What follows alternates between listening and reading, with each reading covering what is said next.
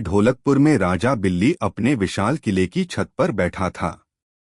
उसकी मूछें हवा में लहरा रही थीं और आंखों में अजीब सी बेचैनी थी। तभी आकाश में एक सुनहरी ड्रैगन आकृति बनी और हवा में गूंजती आवाज आई, यदि सच्ची शक्ति चाहिए तो चीन आओ। लेकिन याद रखना, वहां सिर्फ बहादुरी नहीं, बलिदान भी मांगा जाता है। राजा बिल्ली समझ गया कि यह कोई साधारण बुलावा नहीं था। उसने तुरंत छोटा भीम, चुटकी, राजू और जग्गू को बुलाया। ताकत की बात है तो मैं तैयार हूं, लेकिन किसी को अंदाजा नहीं था कि यह यात्रा उनकी जिंदगी की सबसे खतरनाक परीक्षा बनने वाली है। चीन पहुंचते ही उनका सामना हुआ एक ऐसे पुराने राज्य से जो समय में अटका हुआ था। ऊंचे ऊंचे पहाड़ों के बीच बसा शेनलुंग राज, जहां सूरज भी धुएं के पर्दे के पीछे से झांकता था। पत्थर की सड़कों पर चलना ऐसा लग रहा था मानो जमीन भी उनकी परीक्षा ले रही हो।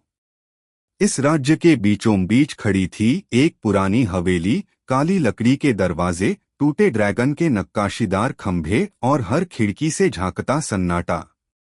स्थानीय लोग फुसफुसाकर बताते थे कि यह हवेली कभी महान कुंग-फू योद्धाओं की थी, लेकिन अब वहां अंधेरे का राज है।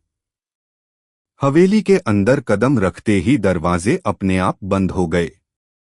दीवारों पर टंगी मशालें जल उठीं और सामने प्रकट हुआ एक बूढ़ा गुरु, मास्टर फेंगशाओ। उसकी आंखें देख नहीं रही थीं, फिर भी ऐसा लग रहा था जैसे वह सब कुछ जानता हो। उसने कहा, कुंग-फू सीखना आसान है, लेकिन इसके लिए अपने डर से लड़ना पड़ता है। तभी जमीन हिलने लगी और छत से पत्थर गिरने लगे। यह ट्रेनिंग नहीं, पहली परीक्षा थी। अगले कई दिनों तक भीम और उसके दोस्त खतरनाक ट्रेनिंग से गुजरे। कभी उन्हें आग से भरे पुल पर संतुलन बनाना पड़ता, कभी तेज हवा वाले पहाड़ पर लड़ना। राजा बिल्ली को सिखाया गया शैडो क्लॉ फाइटिंग, जिसमें उसे अपनी परछाई से भी तेज बनना था।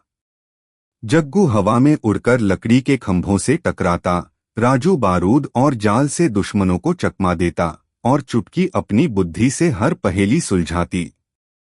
लेकिन हवेली के तहखाने में छुपा था असली खतरा, काली छाया शेन, एक भूतिया योद्धा जो सदियों पहले धोखे से मारा गया था और अब इस राज्य की आत्मा पर राज करता था।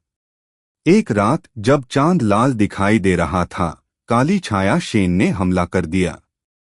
सैकड़ों पत्थर के योद्धा जिंदा हो उठे।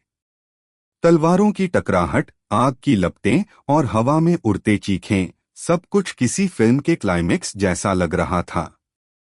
भीम ने एक ही मुक्के में जमीन फाड़ दी। राजा बिल्ली बिजली की तरह दुश्मनों पर झपटा, उसके नाखून तलवार बन चुके थे। लेकिन शेन साधारण दुश्मन नहीं था। हर वार के साथ वह और मजबूत होता गया। आखिरकार मास्टर फेंगशाओ ने रहस्य खोला, इस राज्य का पुराना राज। हवेली के नीचे छुपा था ड्रैगन हार्ट क्रिस्टल, जो शेन को शक्ति देता था। लेकिन उस तक पहुंचने का रास्ता मौत से भरा था, जहरीली गैस, घूमती दीवारें और आग उगलते ड्रैगन मूर्तियां। बिना डरे सभी आगे बढ़े। हर कदम पर डर था, लेकिन दोस्ती उससे बड़ी थी। अंतिम युद्ध ड्रैगन पहाड़ की चोटी पर हुआ। बारिश, बिजली और गर्जना के बीच राजा बिल्ली और भीम ने मिलकर हमला किया। भीम की ताकत और राजा बिल्ली की फुर्ती ने इतिहास बदल दिया। चुटकी ने सही समय पर क्रिस्टल तोड़ा और काली छाया शेन चीख के साथ धुएं में बदल गया।